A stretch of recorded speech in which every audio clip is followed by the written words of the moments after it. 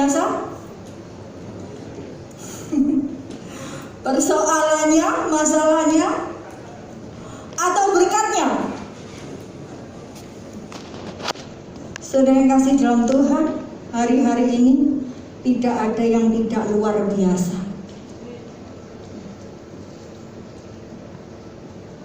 Bahkan situasi yang sekarang ini, saudara, bangsa kita harus prihatin. Kita sebagai anak-anak Tuhan harus berdiri tegak dalam iman, menjadi pelopor-pelopor rohani untuk menikmati kuasa dan keajaiban Tuhan dalam hidup kita semuanya. Saudara yang kasih dalam Tuhan, pagi hari ini kita akan sama-sama belajar firman Tuhan di dalam Efesus pasal 5 ayat yang ke-18. Silakan kita akan baca bersama-sama.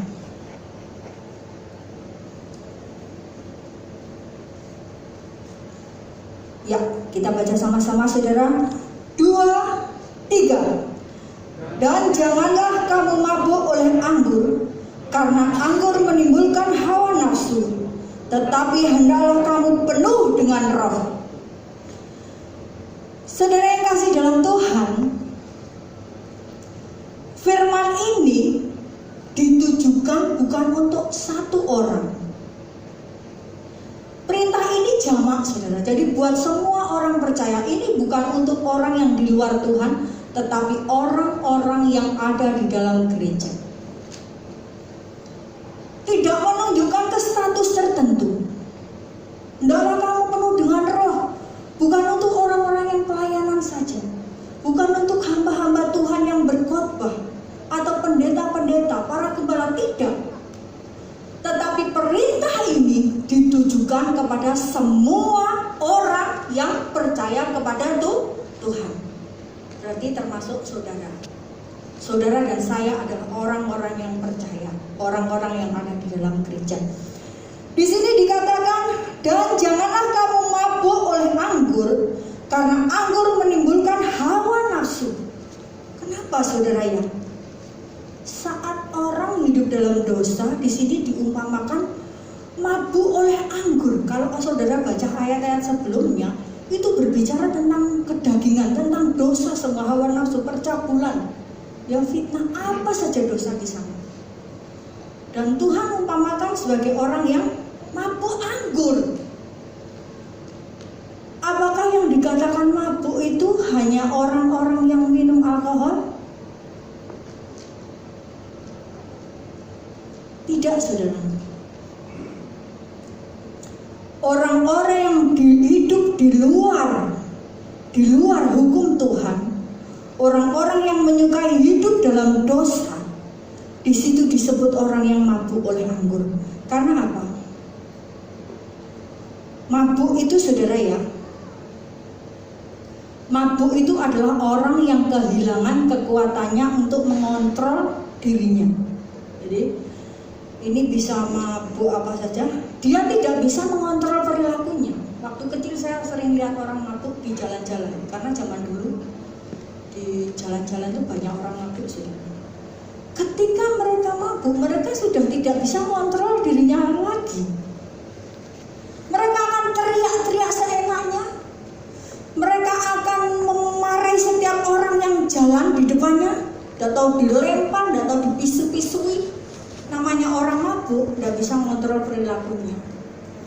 Ketika kita tidak bisa mengontrol perilaku kita tidak ada bedanya dengan orang mabuk. Dan ini sangat berbahaya, saudara. Satu kali saya punya seorang teman, dia mabuk oleh pil koplo. Apa ya pil koplo itu? Pil anjing, ekstasi. Kalau orang Blitar ngomong pil koplo seperti itu. Jadi kalau minum itu langsung koplo, saudara. Tidak ingat apa-apa. Saya tanya, loh, ngapain kamu itu kok suka minum pil koplo seperti itu? Dan dia jawabnya seperti apa? Waduh, sampean gak ngerti. Penak loh minum pil koplo itu. Saat kita minum itu, Ada yang minum tuh langsung udah 5, 10, bisa 50, satu genggam gini langsung minum semua. Kalau sudah minum itu katanya, waduh, aku tuh bener-bener fly. Aku lihat orang tuh isinya semua tuh lucu. Jadi orang yang minum pil koplo, saudara duduk diam seperti ini ya, dia akan tertawa. Perasaannya dia itu semuanya lucu gitu. Pengennya tertawa saja seperti itu. Dia tidak bisa mengontrol perilakunya dengan kesadaran. Seperti itu, saudara. Jadi sama saja ketika kita menikmati dosa, kita tertawa di dalam dosa, kita menikmati segala dosa, saudara. Kita sama saja dengan orang yang minum pil koplo tadi. Kita jadi koplo di hadapan Tuhan. Benar-benar orang koplo. Orang koplo itu apa bahasa Malangnya? Ya setengah kentok lah. Ya. Terus gini, tertawa terus, hati-hati. Dan firman Tuhan katakan apa, saudara? Di dalam ayat yang ke-5, di situ, saudara, dituliskan bahwa ingatlah ini baik-baik, tidak ada orang sundal, orang ceman atau orang serakah, artinya penyembah berhala, yang mendapat bagian di dalam kerajaan Kristus dan Allah. Hati-hati. Mungkin rasanya tidak ada apa-apa, tidak terjadi apapun. Tapi firman Tuhan dengan tegas dikatakan, orang-orang yang mabuk oleh anggur, yang tidak bisa mengontrol perilakunya, orang-orang serakah, orang cabul, saudara baca di atasnya itu banyak dosa ditulis. Jangan harap dia mendapat bagian dalam kerajaan Kristus.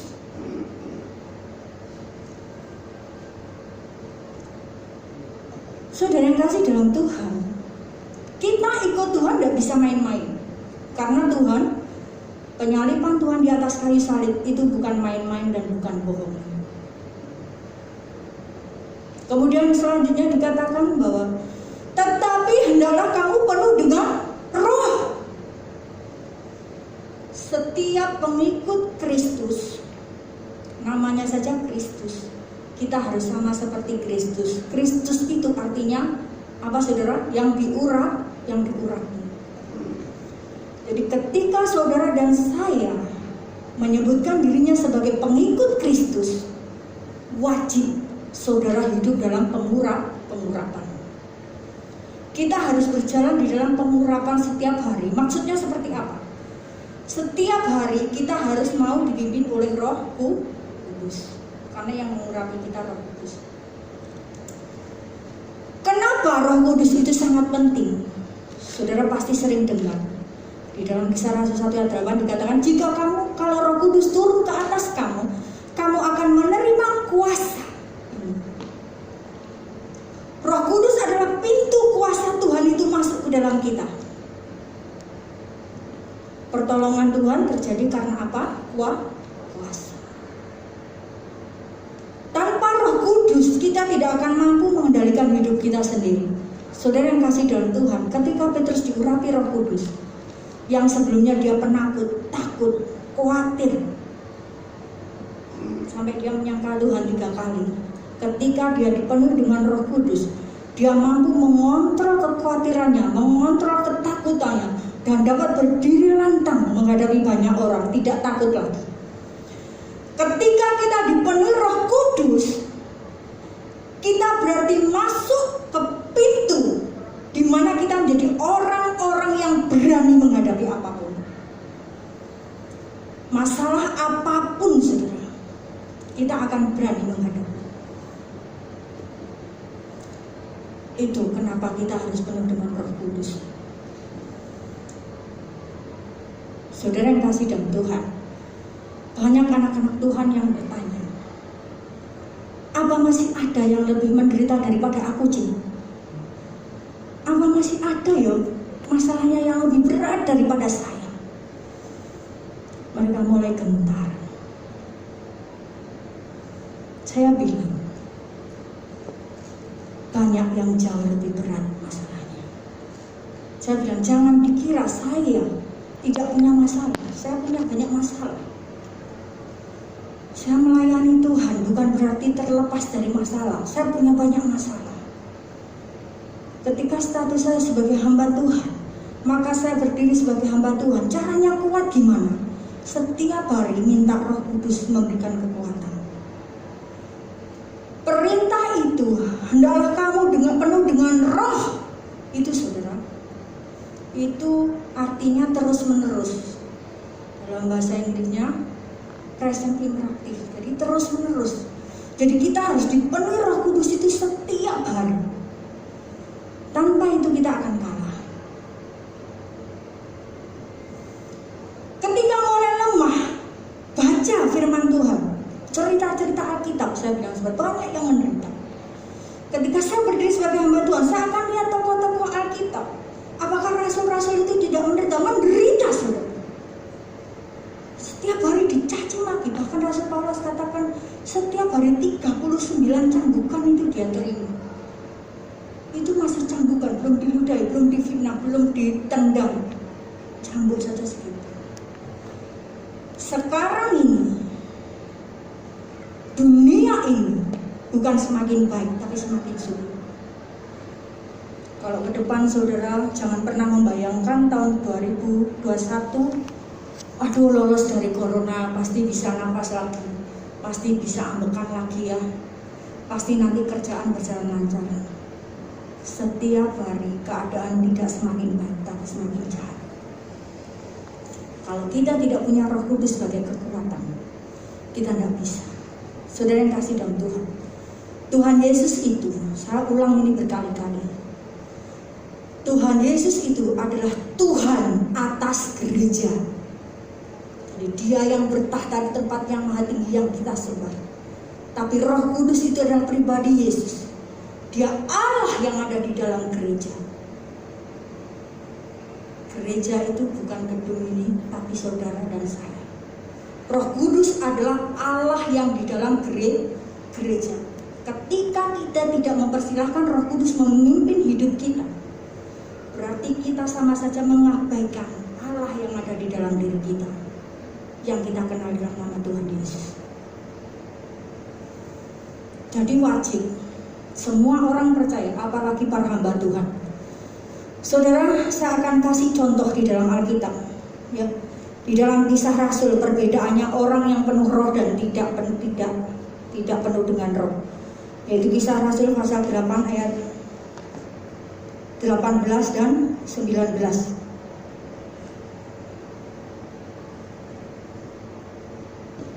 Kisah Rasul 8 ayat 18-19. Saya akan bacakan. Ketika Simon melihat bahwa pemberi Roh Kudus terjadi oleh karena rasul-rasul itu menumpangkan tangannya, ia menawarkan uang kepada mereka serta berkata, berikanlah juga kepada kuasa itu, supaya jika aku menumpangkan tanganku di atas seseorang, ia boleh menerima Roh Kudus. Ini Simon D lawan Simon P, ya. Simon Dukun vs Simon Petrus.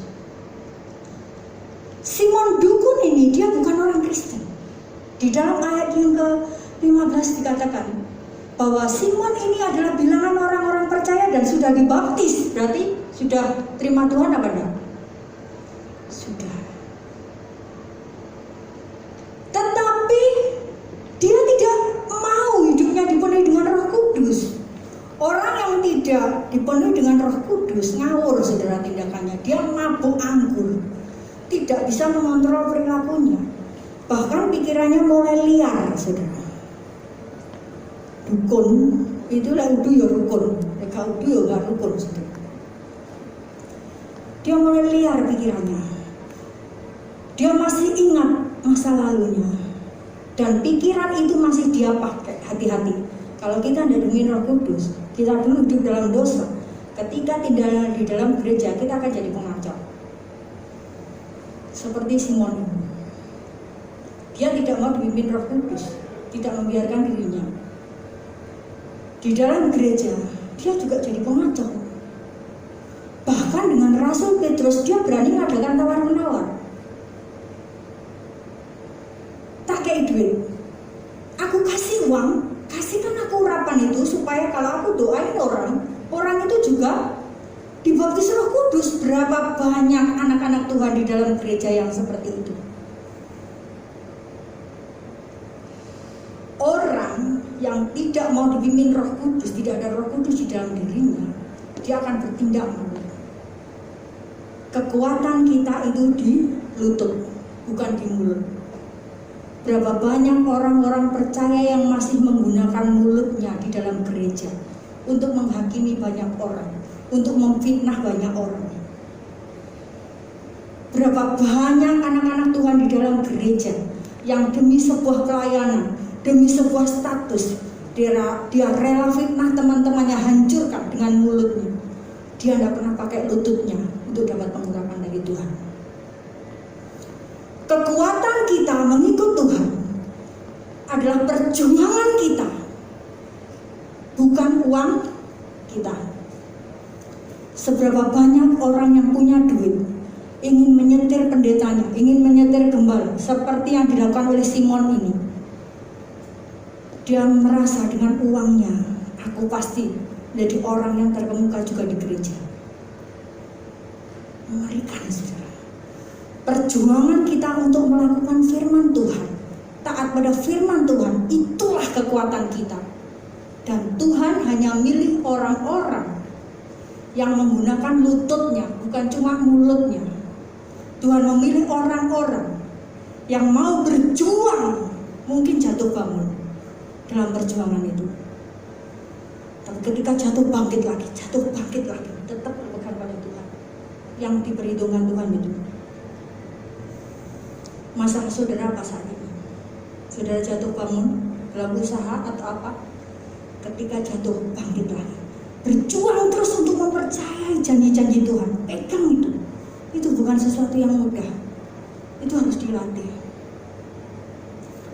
Saudara yang kasih dalam Tuhan, ketika saya masih kecil, saya tidak kontrol diri. Saya itu bisa lompat tali itu paling pintar gitu. Dulu ada yang loncatan itu lompat tali. Saya bisa selalu menang walaupun melawan kakak-kakak saya yang lebih tinggi. Jadi saya akan bisa lompat sampai segini, semer ini. Ini apa ini? Seapa ini? Saya bisa. Dan itu sampai saya itu tidak boleh main karena tidak pernah kalah. Tidak boleh main, saya boleh main kalau kaki kiri. Di rumah saya latihan pakai kaki kiri. Setiap hari rumah saya tutup semua, saya lompat pakai kaki kiri terus. Sampai akhirnya kanan dan kiri itu seimbang. Saya keluar rumah, saya main lagi. Di situ saya selalu menang juga, nggak peduli kanan kiri, tetap menang. Ketika kita ikut Tuhan, perjuangan itu yang diperlukan. Kita harus melatih iman kita untuk mempercayai Tuhan. Ketika kita sudah melatih iman kita dengan pertolongan Roh Kudus, gak peduli di kanan kiri siapa yang memberikan kita challenge, memberikan kita tantangan. Gak bisa, kamu harus gini. Di situ Roh Kudus sudah membuat kita mahir. Tapi namanya anak-anak, satu kali saya lengah waktu itu di Surabaya, di lapangan itu di Mulyosari kalau tidak salah. Itu ada lapangan olahraga, ada net, saudara. Saya pikir saya pegang pakai tangan saya gini, oh bisa ini. Saya main, saya lompat, saudara. Saya lompat, kaki saya nyangkut. Apa yang terjadi? Geplek, saudara. Kepala saya itu mentol sepentol bakso yang besar itu. Wih, sakitnya setengah mati. Kadang kita ikut Tuhan ya seperti itu, kepedean. Kadang-kadang kita tidak punya perhitungan. Kita tinggalkan Roh Kudus. Kita berjalan sendiri. Ketika kita mulai bertindak, ada kendala, saudara, kita jatuh.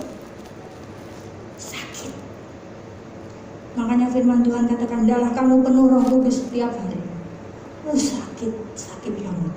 Mentol besar. Waktu itu masih anak-anak, masih SD. Tapi saya tidak berani bilang. saudara yang kasih dalam Tuhan, apapun panggilan kita sebagai orang percaya, jangan pernah ngawur seperti yang dilakukan Simon. Menggunakan kekuatan kita tidak bisa. Ketika kita terlibat dalam pekerjaan Tuhan, andalkan Roh Kudus setiap hari. Andalkan Roh Kudus. Tanpa Roh Kudus kita tidak bisa melewati kuasa dan mujizat Tuhan. Bisa pertolongan tapi tidak bisa spektakuler. Tapi ketika ada Roh Kudus, mujizat demi mujizat, janji-janji Tuhan, karena Roh Kudus Allah yang di dalam gereja itu yang mengerjakan, yang di dalam kita itu yang mengerjakan kuasa, mujizat, pertolongan. Jadi kalau tidak ada Roh Kudus, jadi mulai siang hari ini, bawa hidup saudara untuk mau dipimpin oleh Roh Kudus. Saudara yang kasih dalam Tuhan, kalau kita mengandalkan mulut kita, kita mengandalkan uang kita, itu tidak selamanya bagus. Karena apa? Ada filosofi yang mengatakan seperti ini. Secepat apapun kebohongan itu berlari, meskipun kebohongan itu berlari secepat kilat, kebenaran akan tetap bisa menangkapnya. Itu filosofi dunia, saudara. Apalagi kita di hadapan Tuhan. Secepat apapun, secepat kilat, sehebat apapun saudara bersandiwara, pendeta bisa dikelabui, tapi Tuhan tidak. Dan orang-orang yang mabuk oleh anggur, yang tidak mau dipimpin oleh Roh Kudus, tidak bisa mengontrol dirinya, firman Tuhan katakan, dia bukan bagian dari kerajaan Kristus dan Bapa. Saya mau mulai hari ini kita menyadari betapa pentingnya Roh Kudus itu. Siapa yang rindu menikmati mujizat demi mujizat? Saya sangat rindu. Siapa yang ingin pelayanannya diurapi Tuhan? Saya rindu. Tanpa Roh Kudus kita tidak bisa mengalami dengan baik. Serahkan dirimu untuk bisa Roh Kudus memenuhi hidup. Saya undang